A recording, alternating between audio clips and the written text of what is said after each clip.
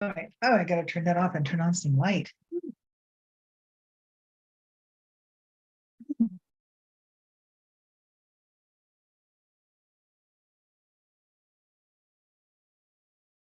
Okay, this is not. Oops. Oh, look at my phone here. It's just been a day, people. Hi, my name's Isla Brock.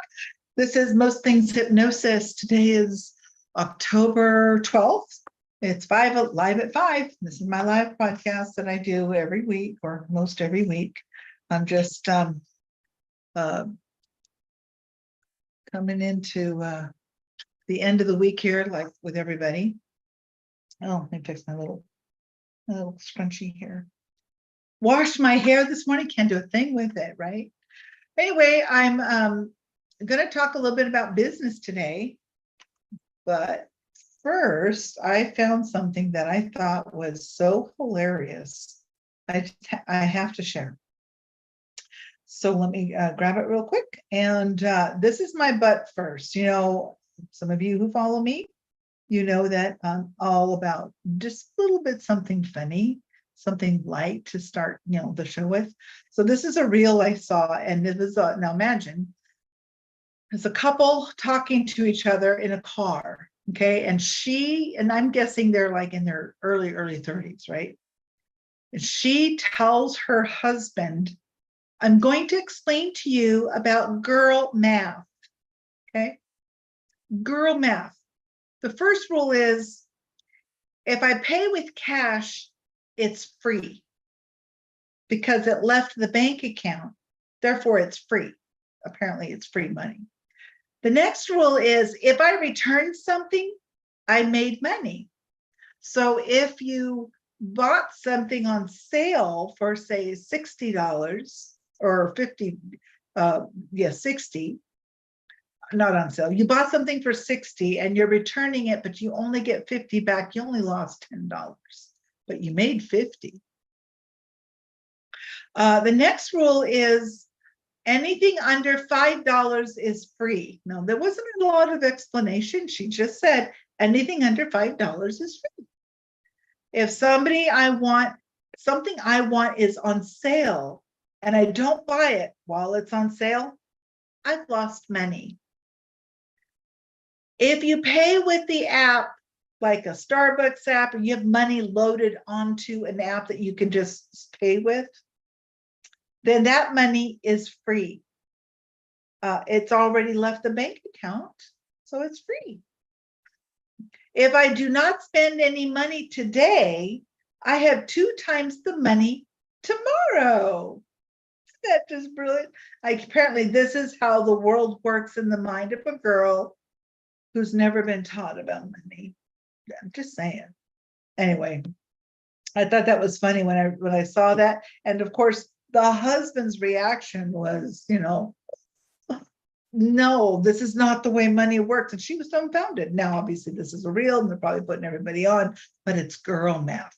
Now, I used to be in direct sales years ago and I sold cosmetics. And one of the teases that was taught to me was the husband's discretionary payment plan, a little bit of cash, a little bit of check, a little bit of card.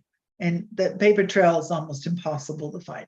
Now you know the secret. So if you're a husband and you have a wife that seems to, now you know where to find the paper trail. Okay. So what is today? Today is going to be about just, I want to just share some practical tips on mostly just if you're in business, having to do with sales, having to do mostly with sales. I guess in a way I'm like a salesperson, but I'm not like, I don't sell like a product or anything. I guess it's hope. But there's a lot of things that somebody can do if they are in business and they're trying to create an atmosphere of rapport. And just what do you do in business that can help you stop the fear of success? And maybe it's not what I had 2 clients in today, and one of them has a terrifying ideology about success, and the other one is not afraid of the failure. The other one's afraid of the failure. But the other one is more afraid of what happens when I get there. I'm going to be terrified. And I'm like, bring it on, you know? So it's kind of interesting how today worked out with the clients that I have. But these two particular were just beautiful sessions. Okay. Trying to talk to somebody about a product or service that you provide is, especially going door to door or doing cold calls, that can be hard. So you're in a business, or let's say you want to start a business, you got to call me so I can talk you out of it. No, 85% of our country is run on small businesses. So, but I wanted to just go over some of the key things. What do you do? How do you get yourself out of it? And I have talked about some of this before, but one of the things that people tend to have issues with is the getting started. You got an idea, but you've got to write it down. Oh, I have this book. It's called My Idea Book. I was actually going to share the book with everybody, but I didn't grab it out. So it's a yellow one. So if you see it, let me know, okay, people? It's a yellow book like this, and it says My Idea Book. And that was up here because I was using it earlier. So I don't know what I did with that. All right, so My Idea Book. So I have a yellow book like that. I just keep putting ideas. Oh, it's right here because I have it upside down. It's My Idea Book, right? And I've got just pages and pages of my ideas that are in here, just streaming through. And some of them have come to fruition and some of them are still getting ready to. And I've got some more ideas on Post-its that are actually going to go in here, and I'll write those down too. But it's an idea book, and it's something that, you know, how to, what, and if I don't know how to do something, but I want to do it, then I write down the idea, how I think it's going to be done. Then I can do some research, but at least I've got some beginning starts. One of the things that I want to create is, or help somebody else create, is a network for holistic practitioners here in my local area in person. So that's something that's an idea. And I don't even know if I wrote it down. I wrote it somewhere. I don't know if it made it to my book. But anyway, we're looking at soon, like maybe the spring. It's going to take a lot of work because you need, you know, quite a few people. And then what's it going to look like? Is there a fee? And if it is, how much, et cetera, and so on. So anyway, you have a business, say you have an existing brand new business, and it's like, how am I going to move forward? What do I do? Well, one of the biggest areas that people don't look at when they're in starting a new business is marketing. Marketing is going to be probably your single largest expense that you have. It does get smaller depending on the kind of business you have. And since we're in the advent age of technology, it's like yellow pages are gone. I don't even know if they give yellow pages anymore. I think there's a business to business directory that goes out once a year or once every couple of years. But other than that, we have the internet, and advertising is on the internet. Marketing is on the internet. When somebody wants to find something, they grab their phone and they find it. Or they go on Google or Bing or DuckDuck or whatever it is. So, but it's learning that marketing is going to be your area. Now, depending on the area you live in, will depend on how much you spend. Sometimes marketing is definitely not as expensive in smaller cities or towns than it would be in metropolises. If I was in the downtown city of Chicago, I would be spending probably 100 times more than I'm spending now on marketing. Or, you know, in Manhattan, or even in Seattle would cost me more. Los Angeles, San Francisco, San Diego, all of those areas would cost me a significant amount more money than what I'm paying in my tiny little town. Now, I am paying what I think is a lot, but it's a reasonable amount. But if I was in central Ohio, where there's even smaller towns, I probably wouldn't be paying as much or no more than what I'm doing now. Get you know, kind of get bigger bang for your buck. But I don't think Central Ohio's ready for hypnotherapy. I'm not, I don't know. So you're looking at what does it take to have somebody that is ready to be in business or to move forward. Their business is doing okay, but they want to escalate it to the next level. And then they have to get out of that mindset. So you're in this mindset of, I want to have, I'm seeking 15 clients this week, and this is your intention, and you're putting it out there. Amazing, great, do it. But you have to have an emotion with it. If you're setting an intention that you want out into the universe for God to hear your prayer, whatever it is, you need to have an emotion, what that will feel like as it's happening. And it has to be a feel-good emotion. It has to be addressed in that, if you found an emotion, you remember something when you were a child and it just made you really happy whenever you think about that, you can use that emotion from way back when and just move it to now. You absolutely can. And your imagination is a phenomenal tool to bring in what you're trying to change. One of the things that I highly suggest is rehearsal.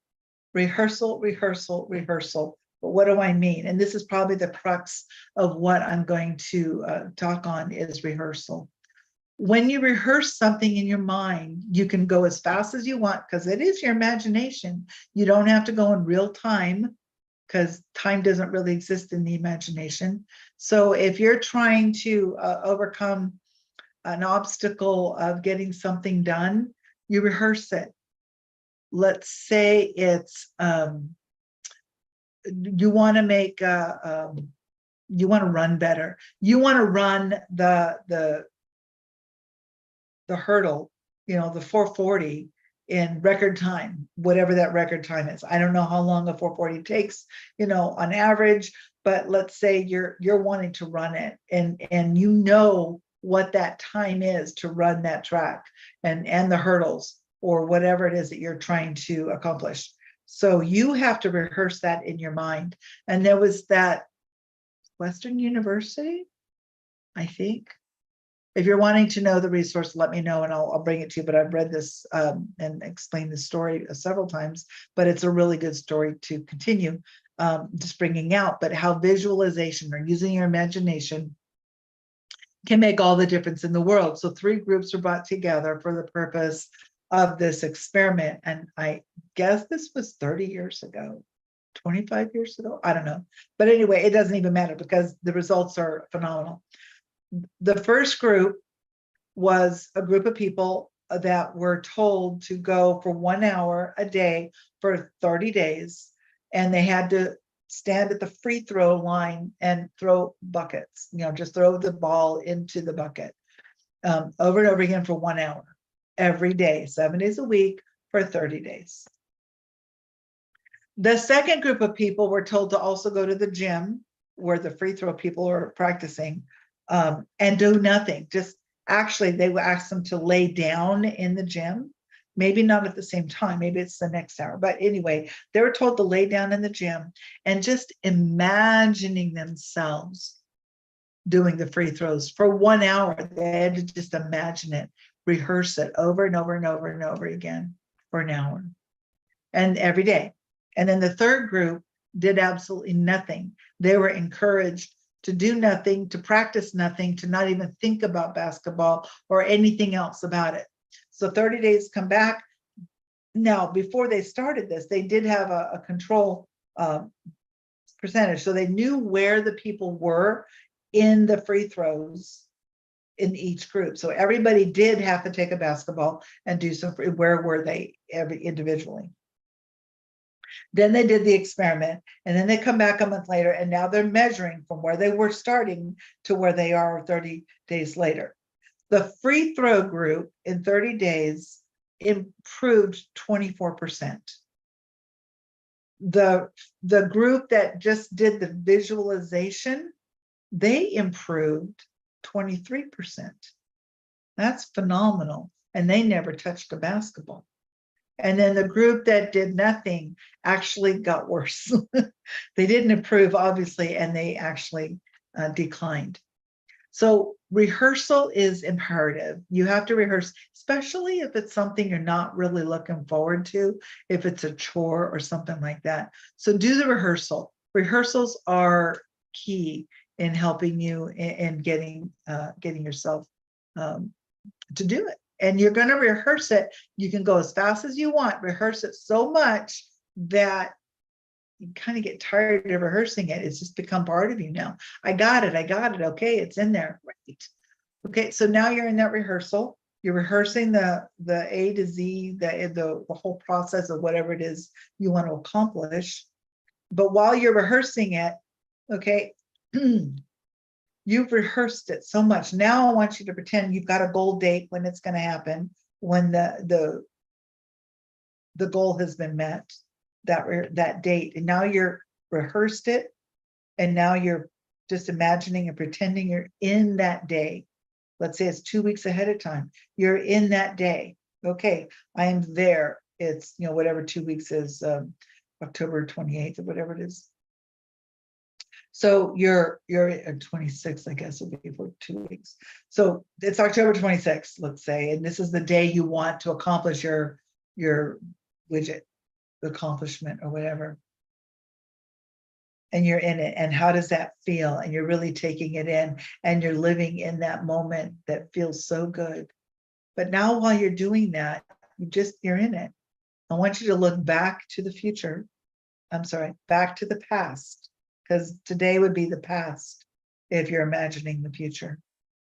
So look back to the past and look at what you did to accomplish everything you did to get here today, meaning your future day. And I don't know, how do I do that? Make it up. You don't have to be like so practical about it as much as just what's reasonable that you could have done to get you there.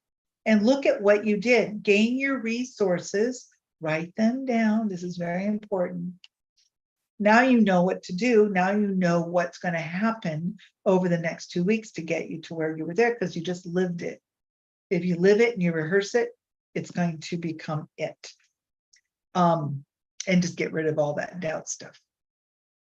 There's a 5-step process for small business, and it can be used in sales or whatever it is that you need to use in. But one of the things that I find this very fascinating is it's an NLP technique, neuro-linguistic programming, for which I am a practitioner, but it's listening. Listening is probably the biggest skill you can have in any job that works with the public or people in general. Listening helps you gain rapport. You want to gain rapport by your tone of voice, by your belief system, and your spirit's bearing witness with the potential client's business spirit, if you will. And in how do you like each other? How do you match and mirror each other's use? The physiology and the breathing is big. I do this because you did that. Now, eventually, when I do that, you'll do that. It's not to mimic or mock or anything. It's taking a minute and getting yourself in sync with the person. Asking questions. People want to talk about themselves. They do. No, I don't like talking about myself. Yeah, you do. So what was it like when you went to that seminar? Tell me all about it. What happened? What did you take away from it? Now they're talking. They're talking about their experience. Asking questions with people. When the client comes in and I'm getting to meet them for the first time, I want to know what their interests are. What do they do? How do they work? For what's their purpose? Why do they want the job that they have? What is it that drives them? And discovering your client's belief system to success. Once I discover what that is, let's say they want the success, they're just terrified to get there because they've never had it before, or maybe they started to gain it and then they sabotage it. Yeah, I want to know that. I want to know what it is, and I'm going to help push them in a way that they can be pushed. They want to appreciate themselves. I want them to go through that door of whatever that door is. Go through it, but you got to go through it alone because it's just for you. everybody's door. Even if you're in a partnership, your partnership with somebody else, you each have your own door to go through to make that partner work with each other. You come out on the other side of that different. And it's, even if it was a mistake, there's no such thing, but let's say it was a mistake, guess what? Your different is knowledge. Your change that you did going through that door is now new knowledge that you possess, new knowledge for you to either not make that mistake again or to prosper because you made the right decision. And everybody that was there beforehand will be there after. Don't think you have to let people go or let things go. When people leave, they leave. You didn't leave them. Let them leave. You're there to help and be motivating and inspiring to others, and just don't be their 911. But understand your client's internal representation belief system, or whatever that is. What is their motivation? What is their grit? Do they have grit? Are they willing to do the work to get to where they want to be? A lot of people just want to get where they want to be, but there's a little bit of work you have to do to get there. I'm learning that. I've been in this business now 6 years, going on 6 years, and I'm still learning. I'm treating it like a business.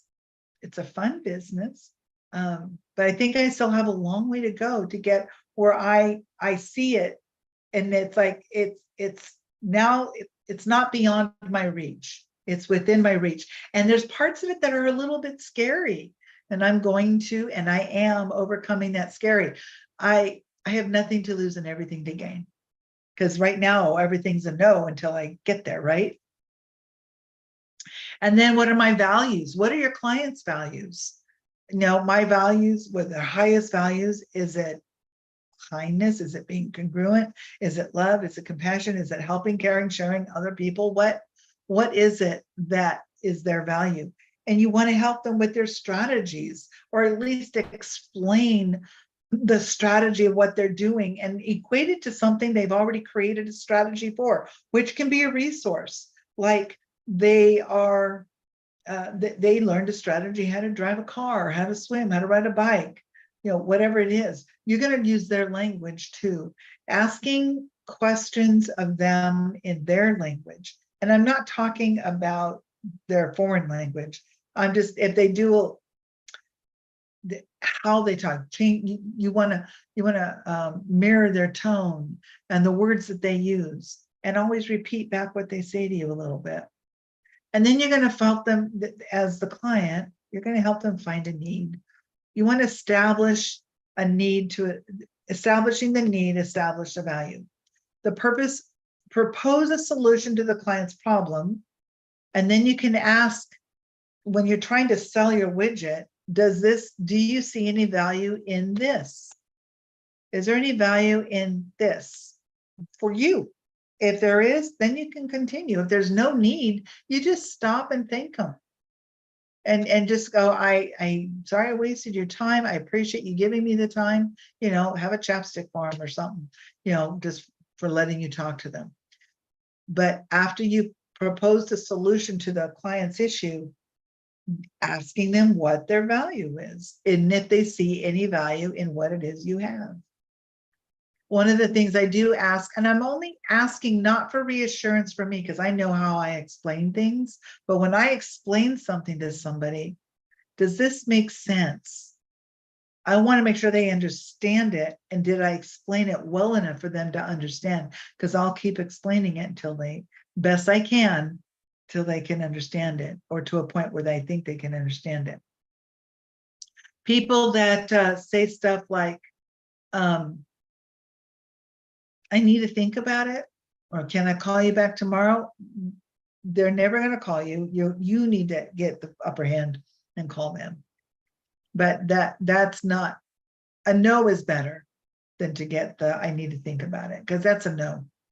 And it even says that most salespeople waste 80% of their time on people who buy nothing. So if you spend 80% of your time on people who are going to buy, then they will spend more time with you and spend more with you. You want the high probability clients. That's a whole other program. How do you find the high probability clients? I'll have to do a lesson on that. While you're at it in this step, also learning, do you see any value in this? Is it fair to say that if we solve this problem, then that would be of value to you? You're allowing the client to see the value and see that they need this product, but don't just manipulate them. That's not fair. That it would be valuable to solve, wouldn't it? You want, because they just did. Now maybe they still say no, but you've given them some food for thought. That is a valuable item, that is a valuable thing, that is a valuable service. I sell something called Legal Shield. It's a valuable service for people who want an attorney without a lot of money going out to retainers. And I have access to every state in this country has an attorney firm that they can call for just about any area of law they need. So I've used them for going to small claims court. I filled out the forms and they checked it for me to make sure I filled it out right. And the attorney called me back and we over the phone, he said, you want to make this change, this change, this change, blah, blah, blah. I had them write a demand letter for me. I've had them look over letters. It's, contracts, stuff like that. Things that I'm in business. And so I need a way to get answers to something right away. And they'll coach me. If I'm not going to bring an attorney with me, I can at least get coached in how I can approach something with some smarts and integrity. You want to link the need or value to the product or service that you are providing. So what would happen if kind of questions, contrast it to compared to, stuff like that. You want just to be in agreement. So move the buyer from resisting to making a decision. And the decision can be no, and be okay with no. If you're providing for your family, stay in that emotion. I'm providing for my family, whether they say yes or no. I am providing for my family. They say no, then they say no, but you're providing for your family. So technically, the closing, there are a number of books out of, many ideas have it. You can assume the sale. I'm so excited to see you at the next seminar if you want them to join your team, or you can give them options. Want the blue or black pen? You're helping them with a decision. You want to create that. If I can do that for you today, will you do this? Will you be able to? You want to help them make the decision, whatever it is. And then for reassurance, you're going to anchor. Once you get a yes, you want to anchor that yes. You can just shake their hand, anchor it down with that, you know what? Yeah. And touch just give them some sort of touch their shoulder. Every time they look at the possibility of what they're doing, you're just reinforcing it with that anchored touch, that they're going to gain the value that they've been explained. Okay. But don't manipulate somebody into buying something or doing something they don't want to do. So there are some objections that happen in a business that you get. I don't have enough time. I don't have enough money. If it won't work, it's not going to work for me, but it works for everybody else. It's just not for me, or I don't believe you. That's when you kind of lost some rapport in there too. You want to make sure that you understand the person's programming. They may choose an answer to object, but if you think if you think the objection is significant, you're here. It can happen. So listen carefully to the client's objection. Act a little bit surprised to their objection. I just don't have enough money. Oh, so say something like, I get it. You mean that's the only reason you're not doing this, buying this, achieving this service? Oh, okay, I understand. I get it. If I could show you how you have the time or how you could help yourself save the money, would you be interested in that? Kind of thing. And then the last step is to answer the objection above by going back and just to reestablishing that rapport and reestablishing the value. Resistance to your message indicates a lack of rapport. So if they're giving you, it's not for me, I don't, not, whatever it is, that's my man. Then don't worry about it as far as that go. And I'm going to stop there and finish this up next week with more business stuff. I have to go. I forgot I have a meeting. I forget. But Scarcity mindset, listen for those cues. Only have a few left. It's a limited time. Make sure it's real. Do not lie. Do not lie. Just, you want people to like you. You want to have rapport. You want to be consistent. You don't want to tell them stories. Have a connection with them, that what you can learn from them too. Always take something away that you can learn. Ask questions that are designed to create solutions. Next week, maybe I'll go over the idea and the art of negotiating. That would be fun, huh? I must beg off now. I did my play and I had so much fun with it. I'm just in this whole play mode. Oh, sorry. Oh, I've been on my ham anyway. Take care. I appreciate those of you that are watching on the restream. If you have any questions about any of this, give me a call. My phone number is down here somewhere. And I'd be happy to chat with you. Take care. Have a fabulous day. Until next week, I'll chop it up with you guys later. I'm just trying to see this thing isn't ending.